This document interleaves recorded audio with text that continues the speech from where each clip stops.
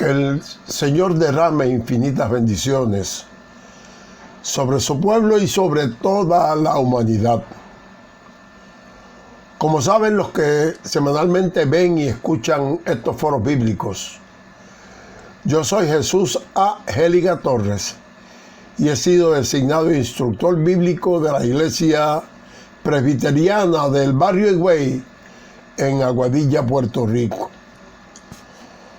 Hoy, domingo 10 de enero de 2021, ofreceremos el foro bíblico basado en la lección 19 de nuestro expositor. Quisiéramos hacer un pequeño paréntesis para informarles algunos asuntos nuestros personales que podrían ser de interés para todos, usando nuestro exclusivo criterio, pero guiado por el conocimiento científico de los sabios de este asunto, el conocimiento que ellos tienen. Hemos tomado la decisión de usar mascarilla una vez salimos al exterior de nuestro hogar.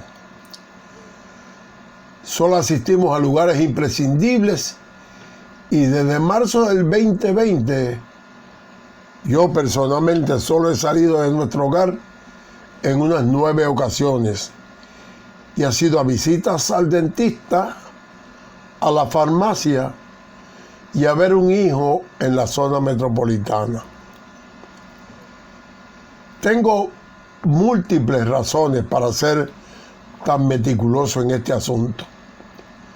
En primer lugar, es el consejo sabio de los científicos, que son personas que Dios ha capacitado para ello, que aunque en sus limitaciones humanas, que algunos pueden errar, pero definitivamente fallan mucho menos que nosotros, los que no tenemos sus capacitaciones.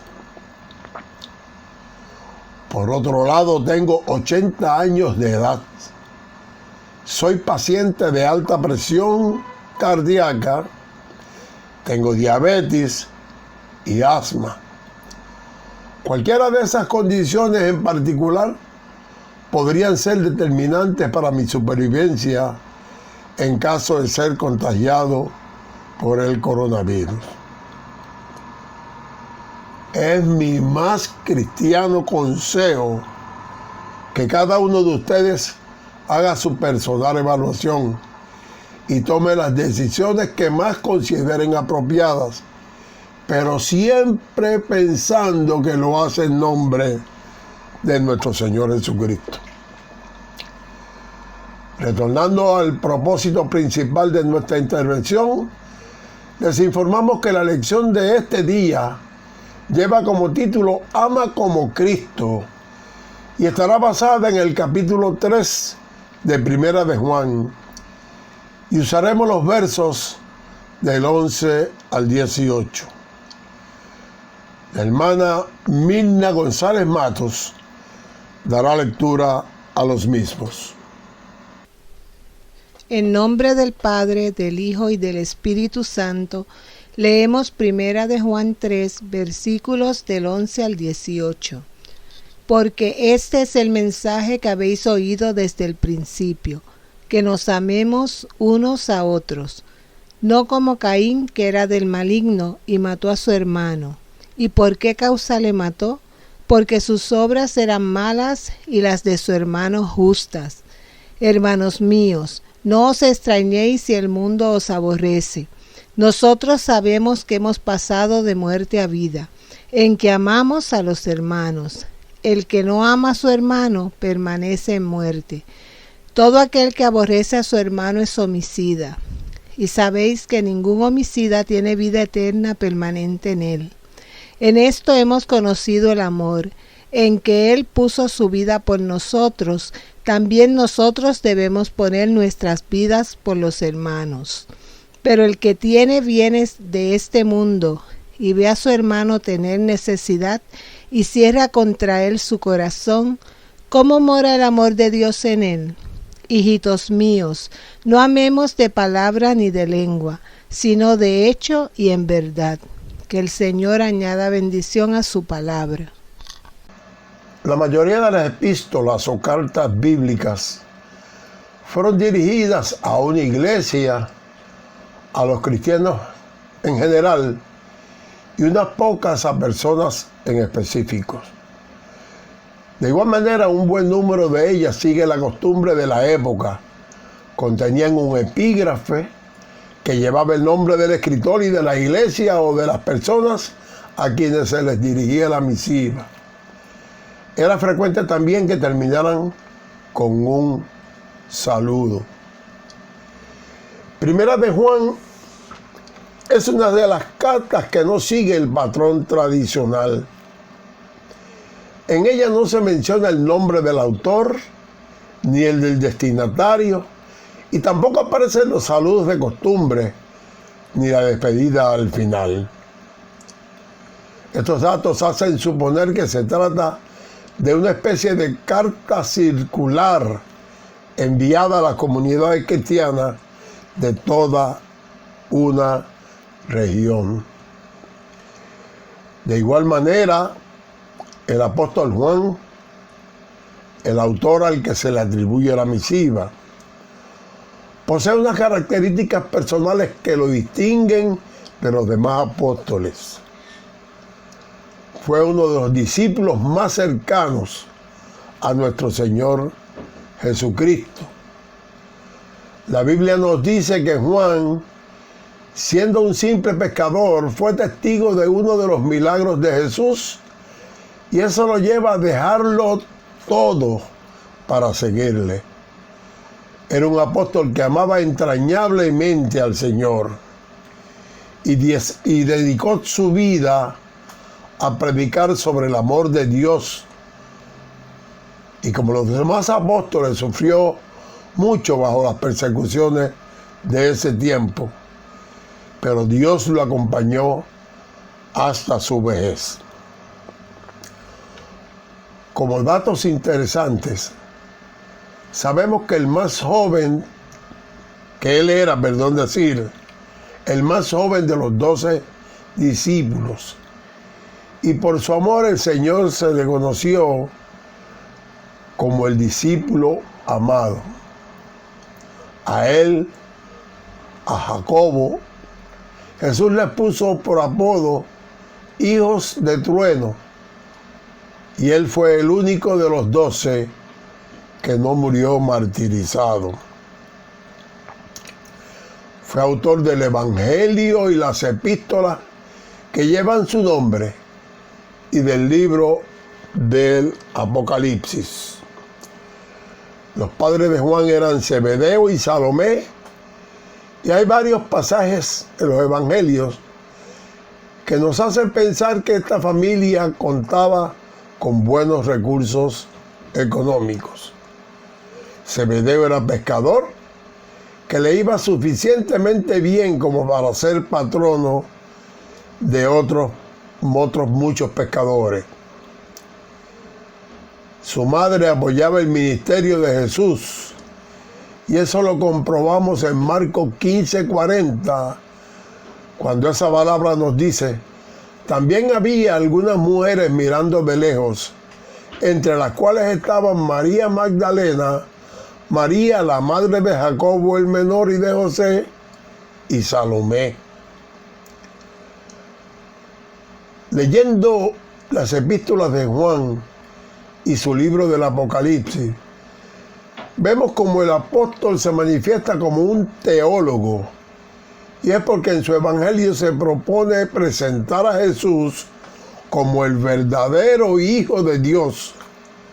En sus escritos hay diálogos enfocados en la divinidad de Jesús, la razón por la cual Él vino al mundo y la esperanza de vida eterna para la humanidad. Sus escritos están matizados por la forma en que Él habla del amor. Y ese es el tema central de las 3 epístolas que escribió. Es en Primera de Juan 4:8 que encontramos la simple pero impactante frase: Dios es amor. A Juan también le podemos atribuir el título de profeta, pues el libro de Apocalipsis contiene revelaciones críticas acerca de los últimos tiempos, dadas que se le dieron al apóstol mientras estaba prisionero en la isla de Patmos. La tradición nos dice que fue el único de los 12 apóstoles que llegó a ser un anciano, muriendo casi 70 años después de la resurrección de Jesús, siendo así el único que no fue martirizado. Leamos ahora el primer verso de la lección, Juan 3, los versos del 11 al 18. Primera de Juan 3, versos del 11 al 18. Porque este es el mensaje que habíais oído desde el principio, que os améis los unos a otros.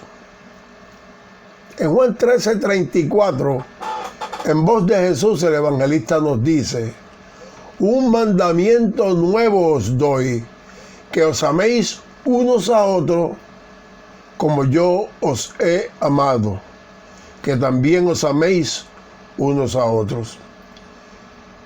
Y ese mandato de Jesús es lo que Juan hace referencia en este versículo que hemos leído. A los cristianos se nos manda a amarnos unos a otros. Y no es cuestión de si queremos o no amar a otros creyentes. Es el mandamiento de nuestro Señor. No amar a otro creyente es desobedecer a Jesús. Y viendo la importancia del amor para la vida de un creyente, necesitamos comprender lo que Jesús quiso decir cuando nos mandó a amarnos unos a otros. El idioma griego tiene varias palabras para expresarnos el concepto del amor. Daremos paso a algunas de esas definiciones. En primer lugar, veremos la palabra eros, que es una palabra que se usa para describir el amor que conduce al placer. En la mitología griega Eros era el dios responsable de la atracción sexual y también se le veneraba como un dios de fertilidad. Su equivalente romano debiera ser Cupido. La segunda palabra es filia, y esta se usa para describir el amor filial, el amor que atrae. Es el amor cálido, es el cariño que encontramos en una amistad íntima. Y la tercera expresión es ágape, y esta es la que usamos para describir el amor de Dios. El amor ágape es ese amor que tiene el Padre por su Hijo amado. Jesús dijo a su Padre: me has amado desde antes de la fundación del mundo. El amor ágape es también amor que Dios tiene por la raza humana. En Juan 3:16 la Biblia nos dice: porque de tal manera amó Dios al mundo que ha dado su Hijo unigénito, para que todo aquel que en Él cree no se pierda, mas tenga vida eterna. Vayamos ahora a 1 de Juan 3:12, que nos dice: no como Caín, que era del maligno y mató a su hermano. ¿Y por qué causa le mató? Porque sus obras eran malas y las de su hermano justas. Juan identifica el origen de la ausencia de amor en el mundo en la conducta de Caín con su hermano Abel. Caín, por envidia, por odio, mató a su hermano. Y con una pregunta hipotética, Juan se cuestiona las razones por las que Caín asesinó a su hermano.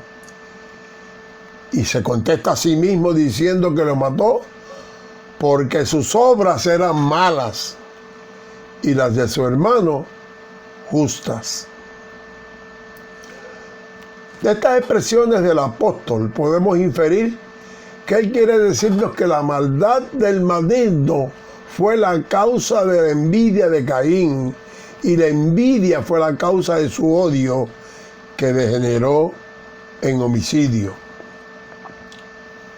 Considerando las expresiones de Juan, vemos que en medio de una secuela de envidias y odios, si prestamos oído al maligno, podemos llegar a cometer crímenes.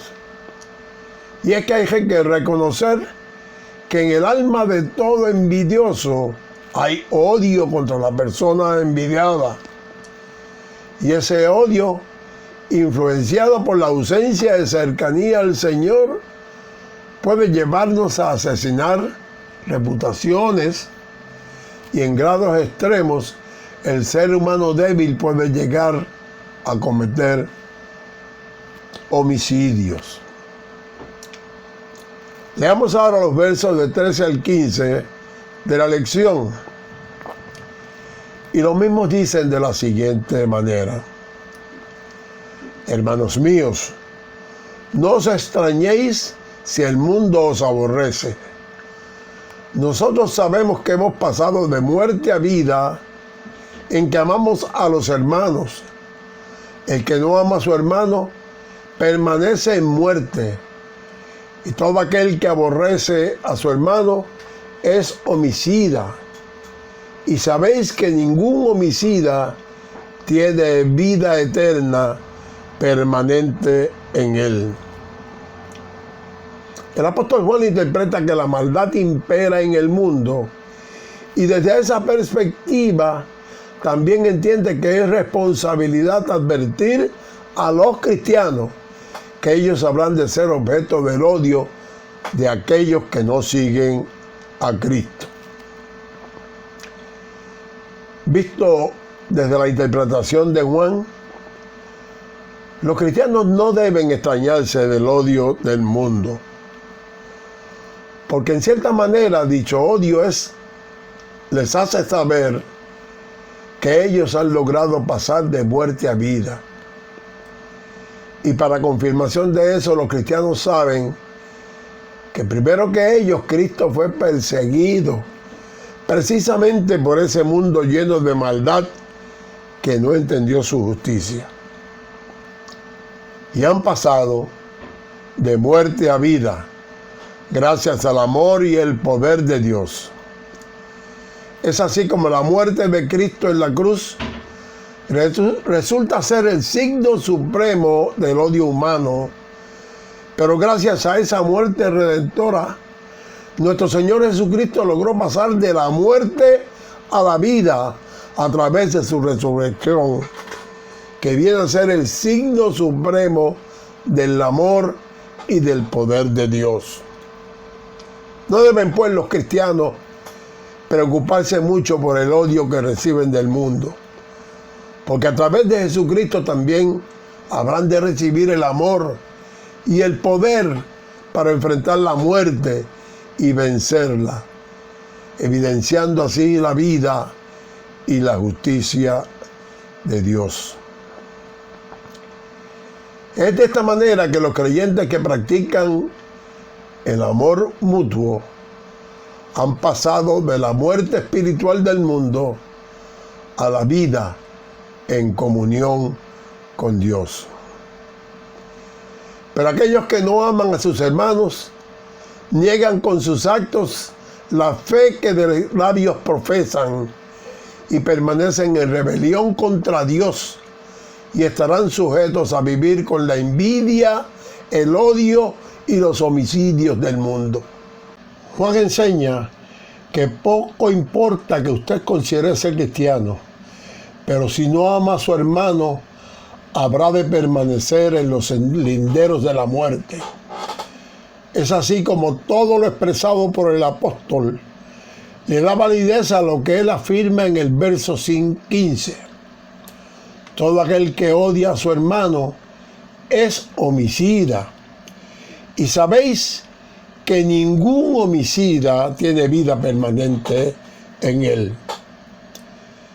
Entendamos que cuando Juan dice que ningún homicida tiene vida permanentemente, no se refiere específicamente a la vida física, sino a la pérdida de la comunicación con Dios, que trae paz con Él y con el prójimo. Leamos ahora los versos finales. Los versos finales de la lección, los versos 16 al 18. En esto hemos conocido el Señor, en que puso su vida por nosotros. También nosotros debemos poner nuestras vidas por los hermanos. Pero el que tiene bienes de este mundo y ve a su hermano tener necesidad y cierra contra él su corazón, ¿cómo mora el amor de Dios en él?